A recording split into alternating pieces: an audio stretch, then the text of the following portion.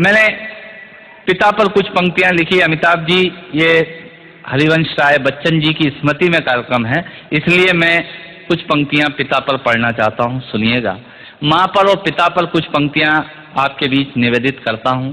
आप यहाँ जितने लोग बैठे हैं, मुझे नहीं मालूम कि किनकी माँ जीवित हैं और किन्होंने माँ को खो दिया, पर मेरा व्यक्तिगत मत यह है कि जिनकी माँ जीवित हैं, जिनके पिता जीवित हैं, वो दुनिया के सबसे संपन्न लोग हैं, वो दुनिया के सबसे अमीर लोग हैं, वो दुनिया के सबसे धनाढ्य लोग हैं।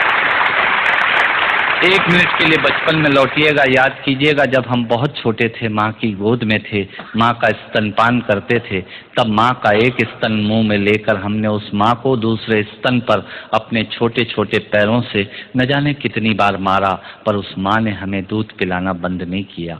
मित्रों, लात खाकर भोजन देने की शक्ति उस परमपिता परमेश्वर ने दुनिया में यदि किसी को दी है, वो सिर्फ माँ को दी है। माँ के अलावा ताकत किसी के पास नहीं है। और माँ की वंदना में कविता पढ़ता हूँ।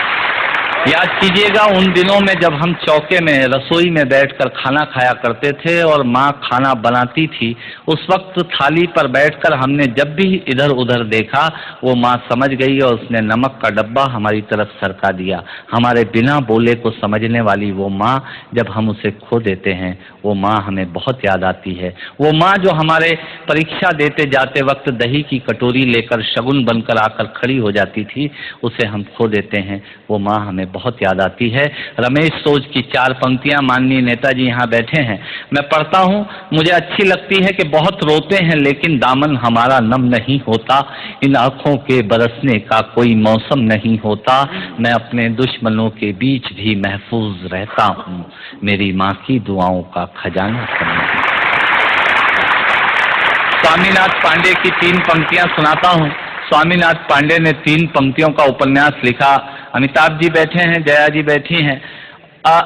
3 पंक्तियों में पूरा उपन्यास लिख दिया। उसने लिखा, एक विधवा माँ थी, उसके 2 बेटे थे। एक बेटा नीचे वाले माले पर रहता था, दूसरा बेटा ऊपर वाले माले पर रहता था। विधवा माँ 15 दिन एक बेटे के यहाँ खाना खाती थी, विधवा माँ 15 दिन दूसरे बेटे के यहाँ खाना खाती थी। पर ये उस विधवा माँ का दुर्भाग्य था कि साल में जो महीने 31 दिनों के होते थे, उस एक दिन उस विधवा माँ को उपवास रखना पड़ता था।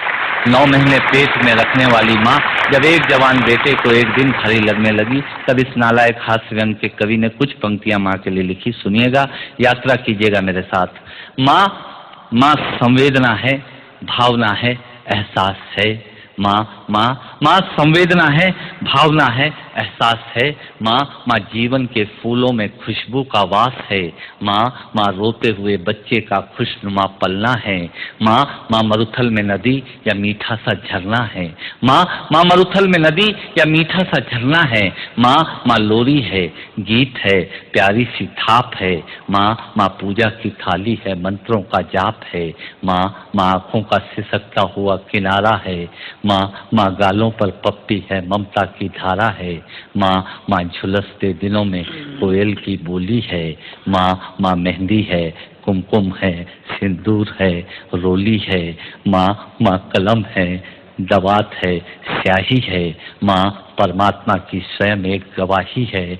माँ त्याग है, तपस्या है, सेवा है। माँ फूंक से ठंडा किया हुआ कलेवा है। माँ अनुष्ठान है, साधना है, जीवन का हवन है। माँ जिंदगी के मोहल्ले में आत्मा का भवन है। माँ चूड़ी वाले हाथों के मजबूत कंधों का नाम है। माँ काशी है, काबा है और चारों धाम है। माँ चिंता है, याद है, हिचकी है। माँ बच्चे की चोट पर सिसकी है। माँ चूल्हा, धुआं, रोटी और हाथों का छाला है। माँ जिंदगी की कड़वाहट में अमृत का प्याला है। माँ पृथ्वी है, जगत है, धूरी है। माँ बिना इस सृष्टि की कल्पना अधूरी है। तो माँ की ये कथा अनादि है, ये अध्याय नहीं है, और माँ का जीवन में कोई पर्याय है। और माँ का जीवन में कोई पर्याय नहीं है। तो माँ का महत्व दुनिया में कम हो नहीं सकता, और माँ जैसा दुनिया में कुछ हो नहीं सकता, माँ जैसा दुनिया में कुछ हो नहीं सकता। तो मैं कविता की ये पंक्तियाँ माँ के नाम करता हूँ। मैं दुनिया की सब माताओं को प्रणाम करता हूँ। और कहा साहब के बिना पिता के माँ का अस्तित्व नहीं होता। किसी ने शेर कहा कि पक्के फल पेड़ों से रिश्ता तोड़ जाते हैं और अपाहिज बाप हो जाए तो बेटे छोड़ जाते हैं। पिता जब पुत्र को बाजार में ले जाता है और जेब में 50 रुपए होते हैं और बच्चा 200 रुपए के सामान को खरीदने की जिद करता है, उस वक्त एक पिता की विवशता और बच्चे की जिद, इसके बीच के एहसास में खड़े होकर पंक्तियां सुनिएगा, पिता क्या होता है। अमिताभ जी आपको समर्पित करता हूँ। अमर सिंह जी बैठे हैं। पिता, पिता जीवन है, संबल है, शक्ति है। पिता सृष्टि के निर्माण की अभिव्यक्ति है। पिता अंगुली पकड़े बच्चे का सहारा है। पिता कभी कुछ खट्टा कभी खारा है। पिता, पिता पालन है, पोषण है, परिवार का अनुशासन है। पिता, पिता धौंस से चलने वाला प्रेम का प्रशासन है। पिता, पिता रोटी है, कपड़ा है, मकान है। पिता, पिता छोटे से परिंदे का बड़ा आसमान है। पिता छोटे से परिंदे का बड़ा आसमान है। पिता, पिता अप्रदर्शित अनंत प्यार है। पिता है तो बच्चों को इंतजार है। पिता से ही बच्चों के ढेर सारे सपने हैं। पिता है तो बाजार के सब खिलौने अपने हैं। पिता है तो बाजार के सब खिलौने अपने हैं। पिता से परिवार में प्रतिपल राग है। पिता से ही माँ की बिंदी और सुहाग है।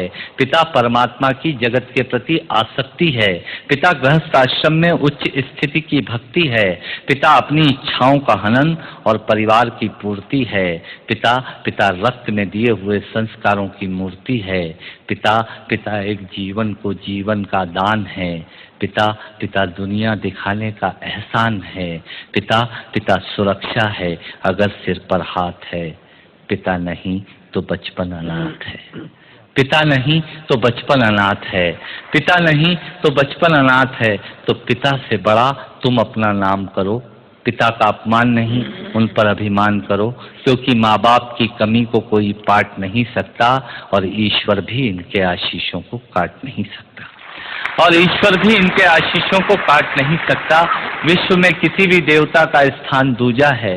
माँ बाप की सेवा ही सबसे बड़ी पूजा है।